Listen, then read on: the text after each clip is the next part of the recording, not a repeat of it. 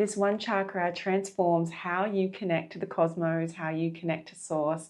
So let's awaken your crown chakra. My name is Janika Galloway and I am an author, a psychic guide and hypnotherapist, helping people live and share the story that they are born to. And so knowing the principles of energetic anatomy is so important for this.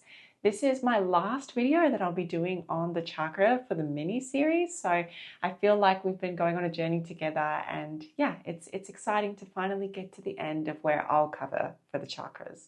So today we are exploring the crown chakra, and we're going to be looking at its characteristics. We're going to be looking at signs that indicate if it's perhaps blocked or a little bit unbalanced or overcharged and super open. So that's always interesting, actually. I think you guys will get a kick out of what some of the signs and symptoms are for that.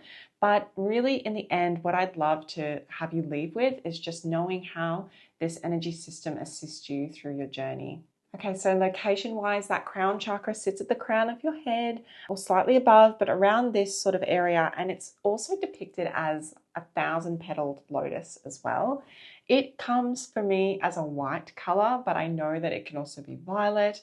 And depending on how you receive from your own channel, it might change. So let me know in the comments. But white for me is what I see when I'm connecting into crown chakra energy. And this is because its energy really revolves around connecting into universal energies, universal consciousness, and basically enlightenment.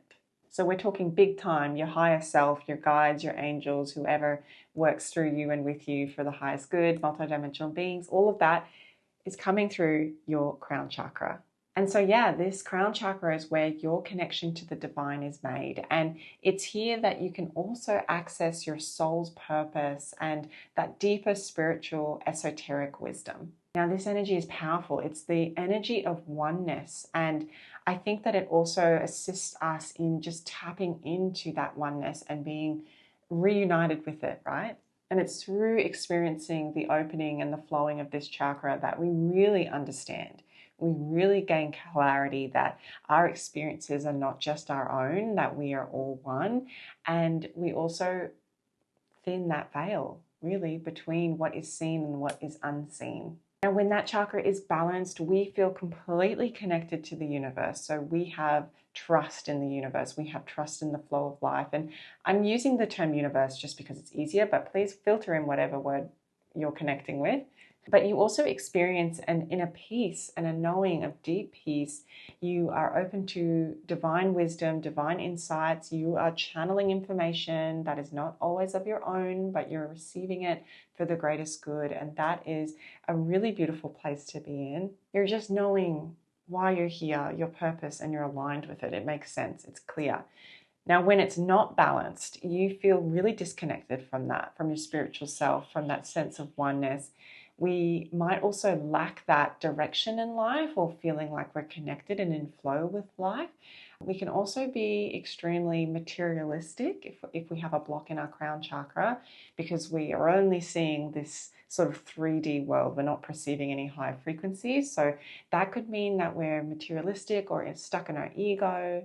We might feel isolated at times, a mental fog, detached. It's just we are not receiving that really crystal clear clarity. And sometimes when life's busy, you might be an open person with open chakras, but then it gets to the crown and that's been a particularly hard week and you just feel spiritually blocked. Like I usually can get there. I usually can perceive those insights. And at the moment, I can't access those truths. So it might be a small blockage or something going on where we need to just focus on opening that up a little bit more, letting it flow.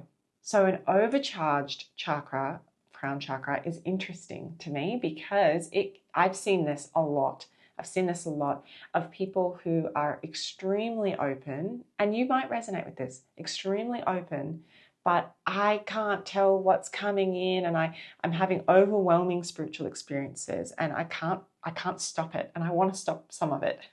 Or having spiritual superiority. Did I say that word right? I think I did.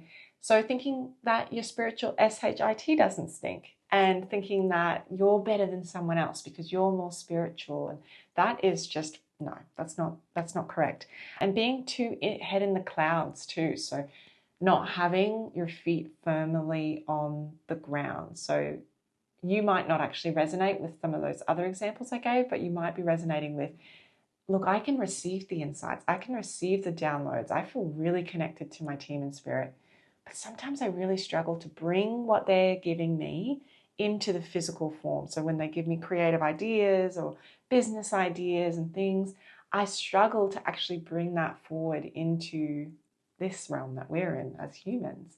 And so that can also indicate that maybe your crown chakra is super open and we just need to ground a little bit more to bring it into reality. So how do we balance all of this? So meditation's key. And if you have an open, super open crown chakra, you're probably already a keen meditator.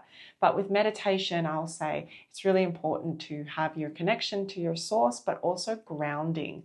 So making sure that you're completely centered in that grounded energy, that will assist you in opening up that crown chakra beautifully, but not making it way too open where you can't control it.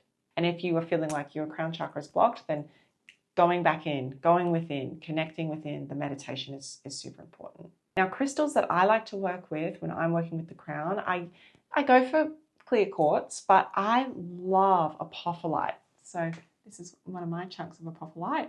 And I just love it. I just get jiggy with it because it's so connected to the higher realms for me, but I still find it keeps my feet on the ground.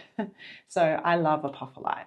But yeah, spending time in silence, allowing those downloads to come through, allowing your crown to open, practicing gratitude, meditating, doing energy work such as Reiki, or using crystals as your guides and buddies, that can all assist you. So to wrap up, if you are feeling disconnected from the energy of your crown chakra, or you're finding that you're losing a sense of purpose or direction, or you're not able to get those intuitive hits that you usually get, then these might be subtle signs that your crown chakra just needs a little bit of attention.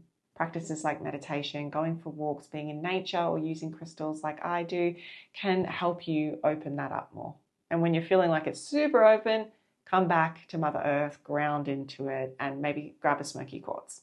So if you found this video helpful, or you use different crystals, or you identified with having a super open crown chakra, what are some of the things that you do to sort of balance yourself out? I would love to hear how this resonates for you.